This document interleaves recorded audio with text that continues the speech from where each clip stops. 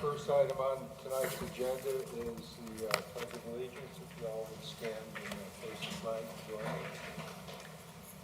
I pledge allegiance to the flag of the United States of America and to the republic for which it stands, one nation under God, indivisible, with liberty and justice for all. Thank you. I'm glad you all could make it. It looks pretty good. We've got almost a complete 100% showing tonight, so I guess everybody's really up on our budgets. All right, the first.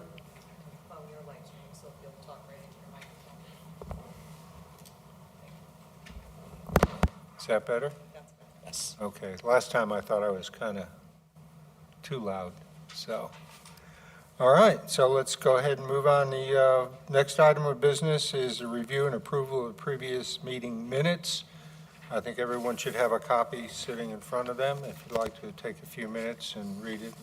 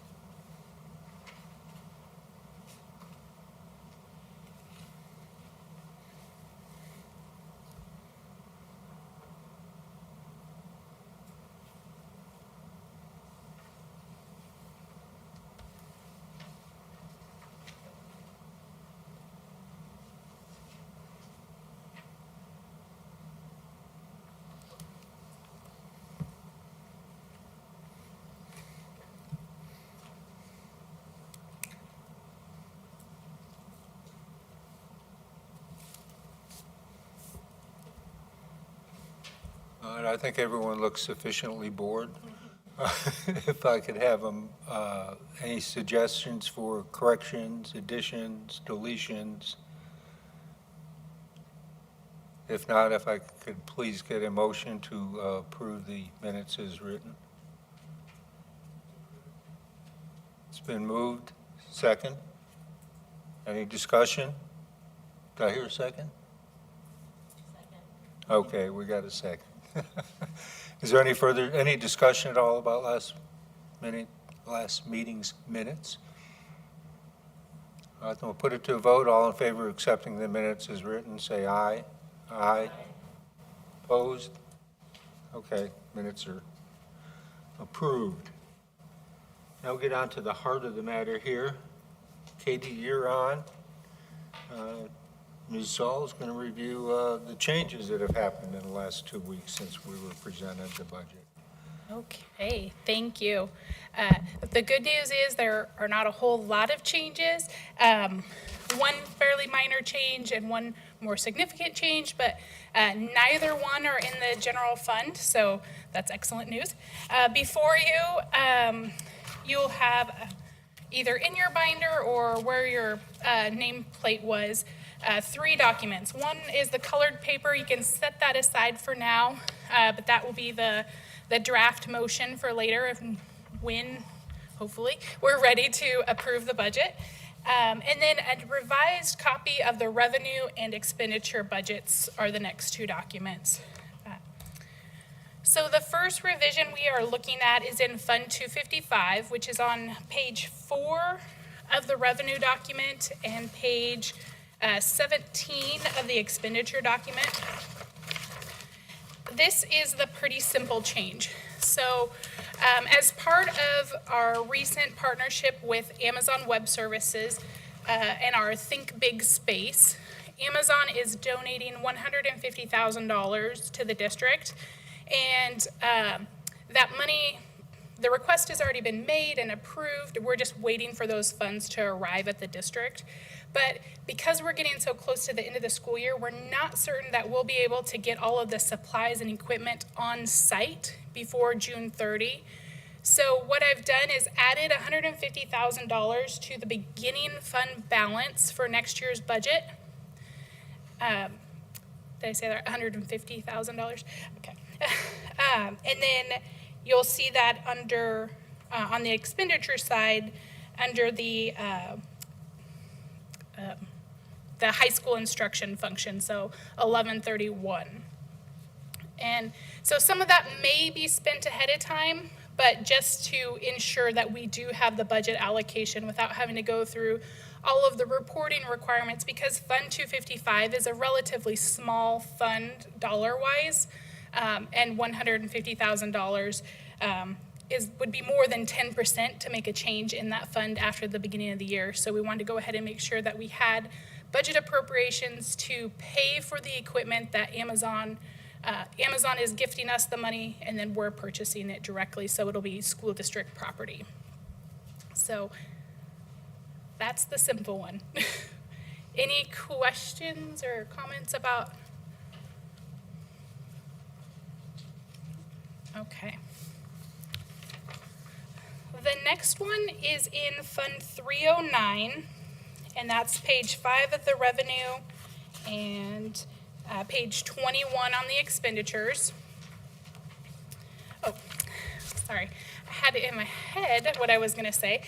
So before we started, so if we look at the columns on your expenditures or revenues, either one, the last 3 columns, the very far column is the adopted column. It is still 0. The next column in is the approved budget. Now, I know that we have not actually approved this budget yet, but I wanted to keep these changes separate from what was proposed 2 weeks ago. So the initial proposed budget is on the 3rd column from the left here under 2022-23 proposed. That's what we saw 2 weeks ago.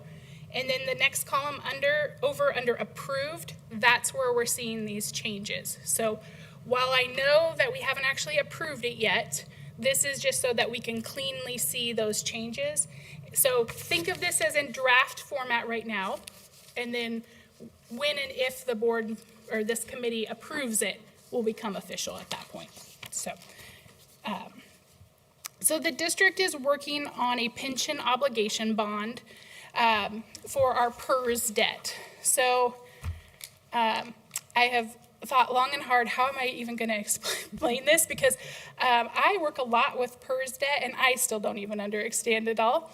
So with PERS, we each year, the PERS system calculates how much each district is going to owe to meet their retirement obligations. So we have district employees that are eligible for PERS, some that have already retired and some that are nearing retirement.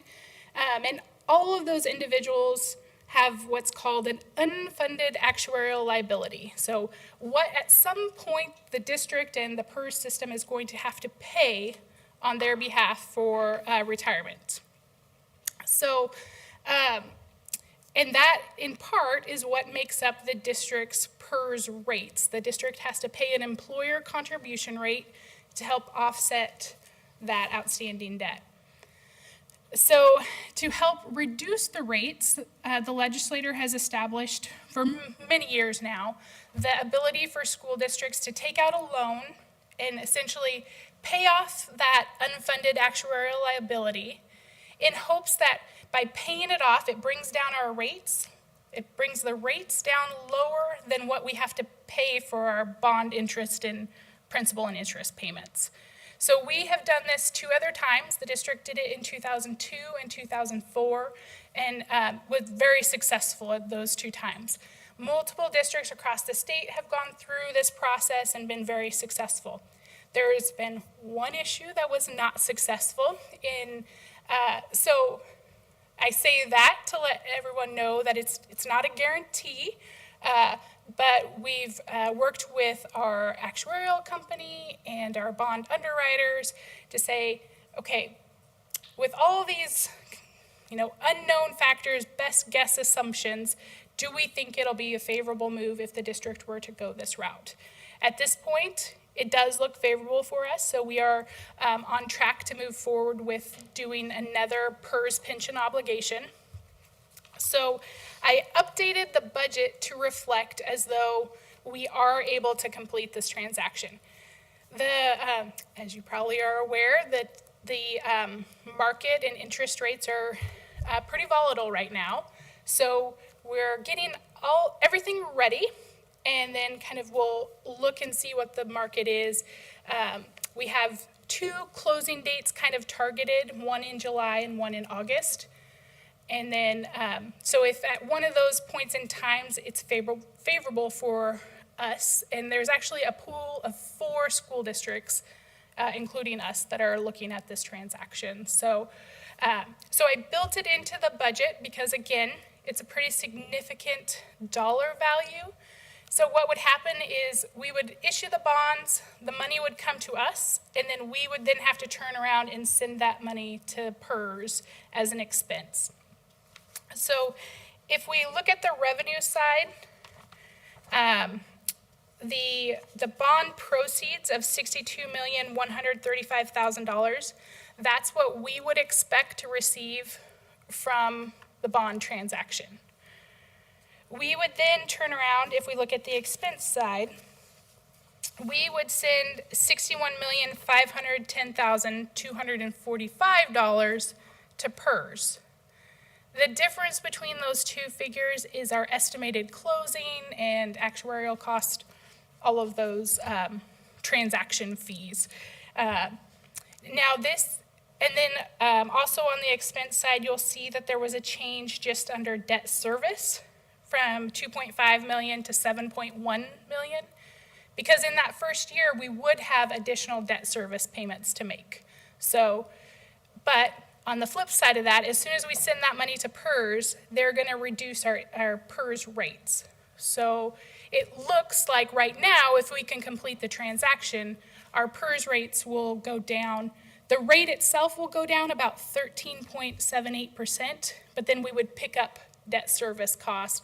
So it would net out about 1% savings in our 1% of payroll savings. So pretty significant dollars when we look at our, 75% of our general fund budget is salary and benefits. So, so that was a long-winded.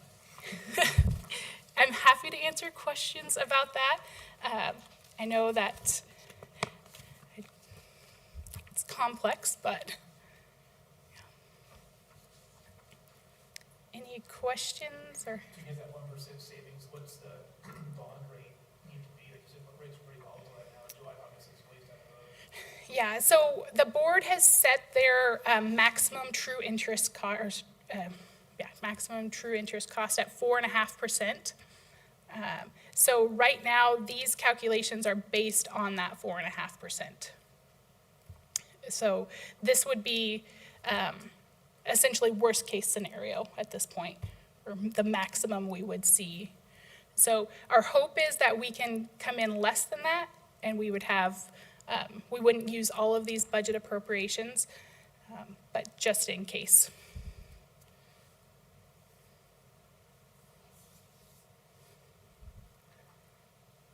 Okay. Any other questions on that? Okay. So next up, we will dive into tax rate calculations. So as part of the motion and requirement for this committee, in addition to approving the budget, the committee also has to set 2 taxing rates. The first one is our general operating taxing rate. And that one's pretty easy because we have a permanent tax rate. So in the late 1990s, Oregon established permanent taxing rates for all public municipalities at that time. And then if any new agencies came, they have to go through a process to receive a permanent taxing rate. The district's taxing rate is $4. I always have trouble saying this, $4.8877 per 1,000 of assessed value. So for every $1,000 in assessed value your property has, the taxing rate is 4.8877. Now, if you have looked at your tax statements, you may realize that you may not pay that full rate because it is subject to compression, which compression is basically limits on how much each individual taxpayer has to pay by category. So there's an education category, there's a general government category.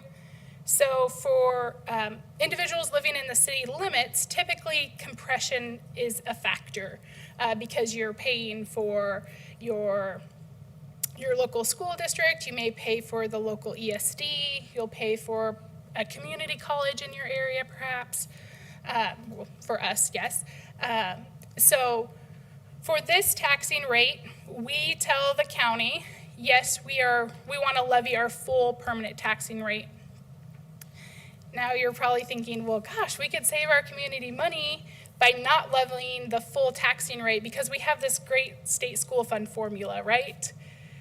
A couple of years ago, some districts actually attempted that. They did not levy or were considering not levying their full permanent taxing rate.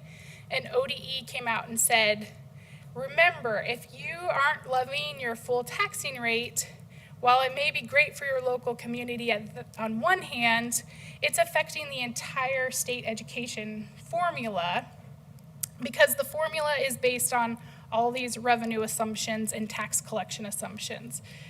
So they actually said, if you don't levy your permanent taxing rate, we're still going to assume that that was what you levied and pay your formula, adjust your formula as though you levied the full amount, even though you didn't. So essentially, they would be reducing your payment based on money you didn't actually receive.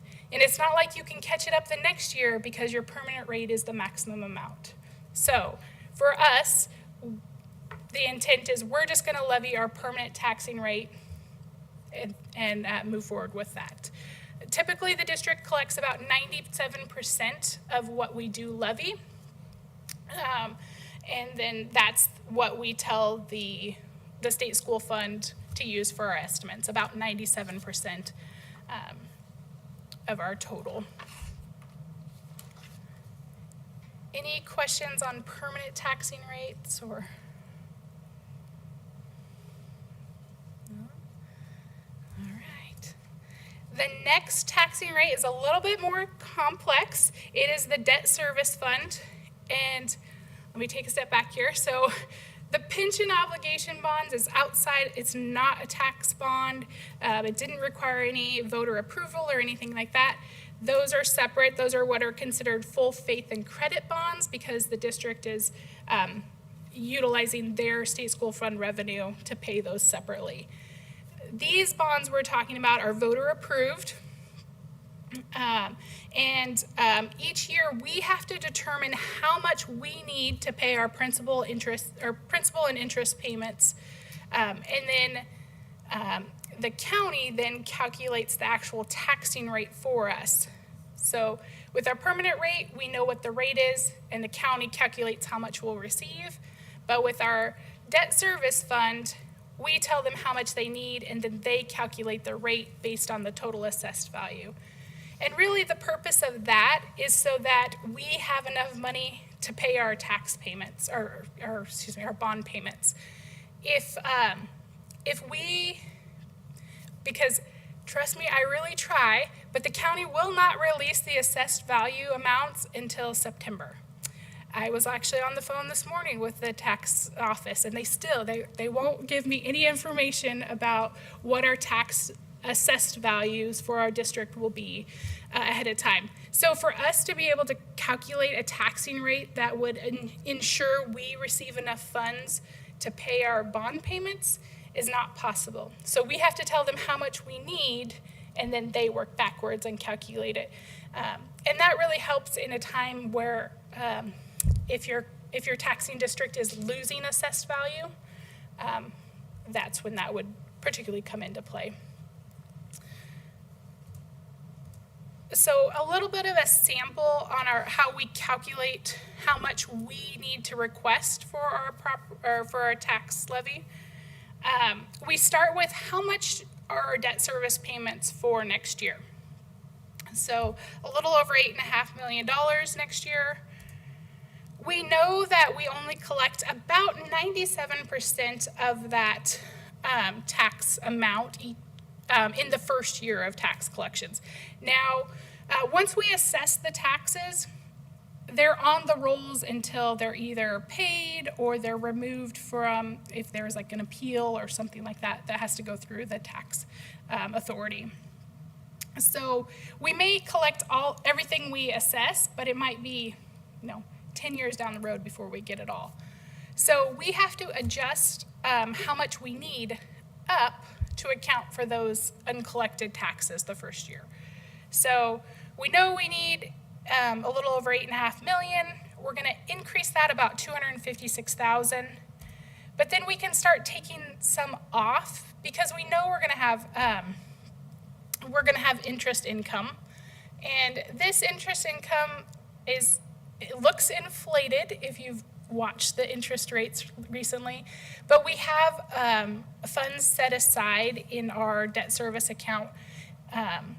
It's similar to a sinking fund. Essentially, we set money aside each year, and that the funds will sit there until 2028 when we make a balloon payment to pay off the principal of our Q-SCAB debt.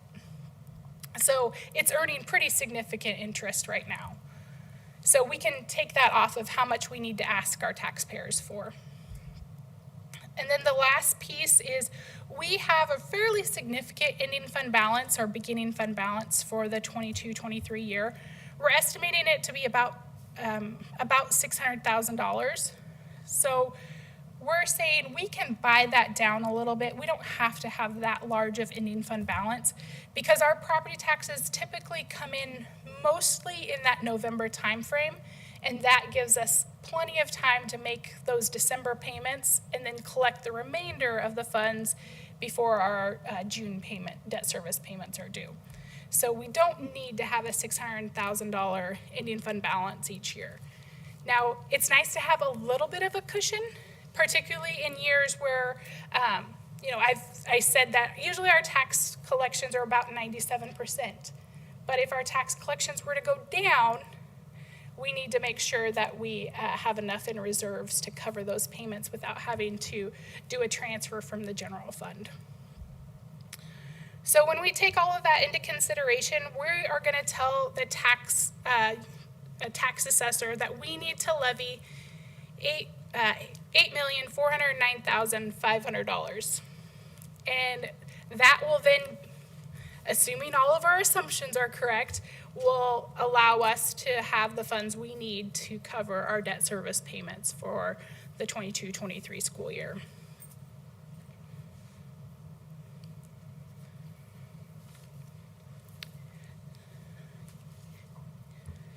And again, we don't know what the assessed value is going to be, but when we look at what our most recent assessed value is,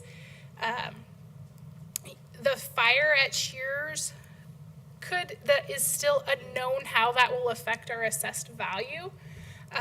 So what I did when I was doing my projections is I said, what if we assume that all of that assessed value were to go away? What does this do to our property taxes? So if that were all to go away and we had zero growth in our assessed value, property taxes would remain within 10 cents per thousand of where they are right now. So really relatively unchanged from where we are today. If our assessed value grows at 2.75%, which is what we really built that into the bond programming, that assessed value would grow about 2.75, then there would be no change at all to our tax rate for the bonds. So again, that's a lot of assumptions, but I say that to say this hopefully, barring any major changes to our assessed value, should keep us right in line with what we've seen the last few years for our property taxes with no huge swings one way or the other. So while everybody loves to see savings on their property taxes, it is extremely hard to see a savings one year and then see them return to a higher amount the next year. So we definitely want to caution against that. So.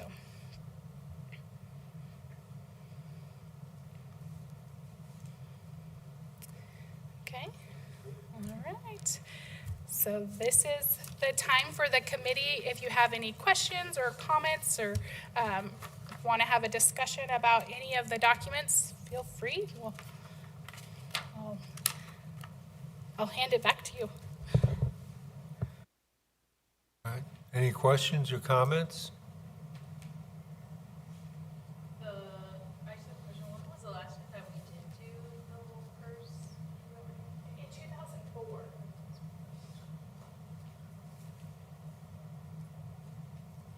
And those, the 2002 and 2004, those will be paid off in 2028.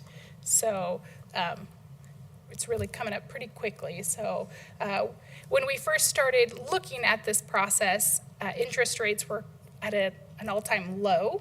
So but of course, we didn't move quite fast enough. So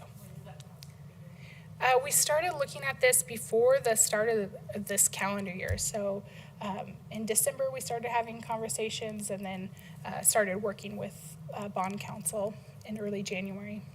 Is it usually a lengthy process for a school district to do that? It is, yeah. Yeah. Nothing is quick. Yes. So, Katie, how long do you anticipate it'd be before you'd be able to actually get this firmed up? Getting an interest rate set and so forth. So we have a pricing call, so we have a rating call later this week, and then in June we'll have some calls when we actually start pricing and sending that out to investors to see if there's an interest. And then our first closing date is in July, end of June, so that the money could be to PERS early July. And then so that our rates would change effective July with the new fiscal year. I guess we just hope the Fed doesn't do anything before then, huh? Yep, there's a little bit of just wait and see at this point. At one point we thought we weren't going to be able to participate because the interest rates had jumped up. But then they started coming back down a little bit.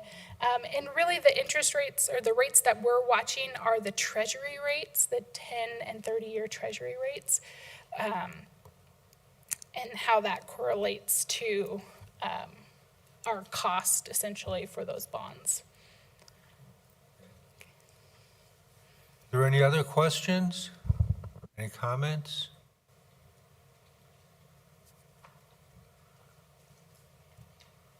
Well, hearing none, we can move on to item number 7 on our agenda, which is a consideration for budget approval. And at this point, I'd like to request that someone make the motion to approve the proposed budget. And if you would just read off the green paper, word for word, so we're all legal, it'd be appreciated. Could I get a motion from the floor, please?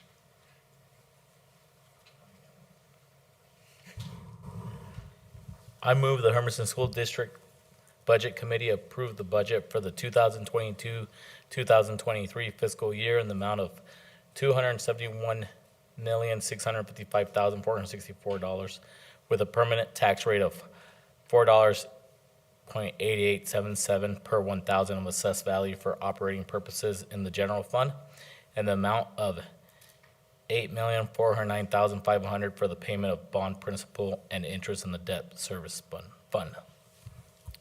Thank you. Do I have a second? Second motion. Thank you, Nazario.